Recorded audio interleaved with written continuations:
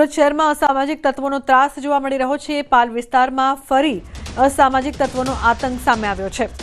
RTO inspector સાથે બે શખ્સોએ માથાકૂટ કરી મોપેડ પર આવેલા બે શખ્સોએ ગાડીમાં તોડફોડ કરી ગાડી ઓવરટેક કરવા બાબતે માથાકૂટ થઈ હતી।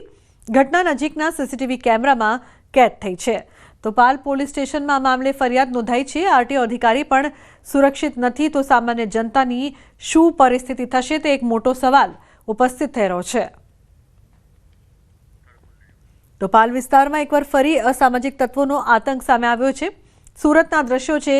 આરટીઓ ઇન્સ્પેક્ટર સાથે બે શખ્સોએ માથાકૂટ કરી હતી, બબાલ કરી હતી। સીસીટીવીમાં કેદ થઈ છે સમગ્ર ઘટના। ગાડી ઓવરટેક કરવા બાબતે માથાકૂટ થઈ હતી। શહેરમાં રખડતા પશુઓનો આતંક દિવસે ને દિવસે વધી રહ્યો છે। વલસાડના કૈલાશ રોડ પર બે આંખલાઓ યુદ્ધે ચડ્યા હતા, જેનો વિડીયો સામે આવ્યો છે। લાંબા સમય સુધી આંખલાવે રસ્તા પર અડીંગો જમાવ્યો હતો। લડતા આંખલાઓને છૂટા પાડવા પસાર થતા રાહદારીઓ, વાહન ચાલકો અને આસપાસના લોકોએ અનેક પ્રયાસો કર્યા, પરંતુ તેમ છતાં આંખલાઓ લાંબા સમય સુધી લડતા જ રહ્યા હતા। આમ રસ્તાની વચ્ચે આંખલા યુદ્ધ જામતા પસાર થતા લોકોના જીવ તાળવે ચોંટ્યા હતા। તો બીજી તરફ દાહોદના સંજેલીમાં રખડતી રંજાડની સમસ્યા ગંભીર બની છે। રખડતા ઢોરની સમસ્યા વધતા ગ્રામ પંચાયત હરકતમાં પંચાયતે પશુ માલિકોને 7 દિવસનું અલ્ટિમેટમ આપ્યું છે। તમામ માલિકોને પશુઓને બાંધી દેવા સૂચના અપાઈ છે। 7 દિવસ બાદ પશુઓ રખડતા દેખાશે તો પાંજરાપોળ મોકલાશે। રખડતા ઢોરના કારણે અકસ્માતની ઘટના વધી છે।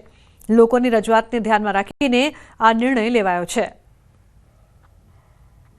સાંભળો સાંભળો પશુપાલકો, સંજેલી નગરના આસપાસના પશુપાલકો સાંભળો સાંભળો, તમારા માટે એક સૂચના છે।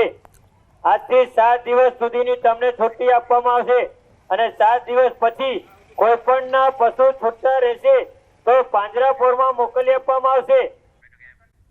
છોટાઉદેપુરમાં દારૂની હેરાફેરીનો પર્દાફાશ થયો છે।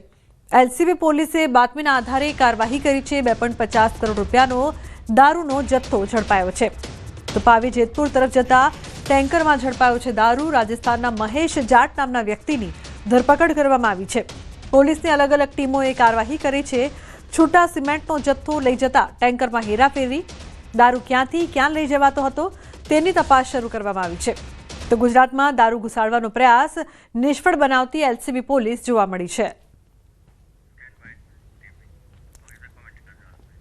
તો છૂટો સિમેન્ટ લઈ જતા ટેન્કરમાં દારૂની હેરાફેરી થઈ રહી હતી, જે બાદ અનેક સવાલો। છોટાઉદેપુરમાં દારૂની હેરાફેરીનો પર્દાફાશ થયો છે।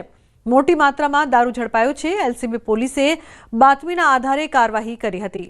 મચાવી દેતી ઘટના સામે આવી છે। ફોરેસ્ટ ક્વાર્ટરમાંથી 3 મૃતદેહ મળતા ખળભળાટ મચ્યો છે। એક મહિલા અને 2 બાળકોના મૃતદેહ મળ્યા છે। અઠવાડિયા અગાઉ ગુમ થયેલાની લાશ મળી છે। મૃતદેહોને પીએમ અર્થે હોસ્પિટલે ખસેડવામાં આવ્યા તો પોલીસ તપાસમાં મોટા ખુલાસા થઈ શકે છે। ઉલ્લેખનીય છે કે અઠવાડિયાથી ગુમ લોકોની લાશ મળી આવી છે। પોલીસ દ્વારા તપાસ કરવામાં આવી રહી હતી। હચમચાવી દેતી આ ઘટના ભાવનગરથી સામે આવી છે। તો પોલીસ તપાસમાં મોટા ખુલાસા થઈ શકે છે। ફોરેસ્ટ ક્વાર્ટરમાંથી આ 3 મૃતદેહ કઈ રીતે મળ્યા, જેમાં એક મહિલા અને 2 બાળકો સામેલ છે। પોલીસ દ્વારા તપાસ કરવાની સાથે હાલ ચર્ચાઓ થઈ રહી છે આ સમગ્ર હત્યા મામલે। તો હચમચાવી દેતી આ ઘટના છે। નીતિન જોડાયા છે ફોન લાઈન પર વધુ માહિતી આપવા માટે। નીતિન, શું છે સમગ્ર ઘટના? ફોરેસ્ટ ક્વાર્ટરમાંથી 3 મૃતદેહ। જી, વાત કરીએ તો આ જે ઘટના છે તે ભાવનગરના કાચરા મંદિર પાસે આવેલી જે ફોરેસ્ટની કોલોની છે ત્યાંની ઘટના છે તે સામે આવી છે। ઘટનાની વાત કરીએ તો થોડા દિવસ પહેલા તે આ ઘટનાને લઈ અને તેમના પરિવારજનો દ્વારા પણ આવેદનપત્ર આપવામાં આવ્યું હતું કે આ વ્યક્તિઓ છે તે ગુમ થયા છે। ત્યારે આજુબાજુના વિસ્તારમાં આજે જે ફોરેસ્ટ ક્વાર્ટરમાં જે 3 લાશો મળી આવી છે તેને લઈને આ વિસ્તારમાં ચકચાર મચી જવા પામી છે। આ લાશમાં એક મહિલા સહિત 2 બાળકોના મૃતદેહ છે તે મળી આવ્યા છે અને ફોરેસ્ટ કોલોની છે તેના પાટણની બાજુમાંથી જ મળી આવી છે।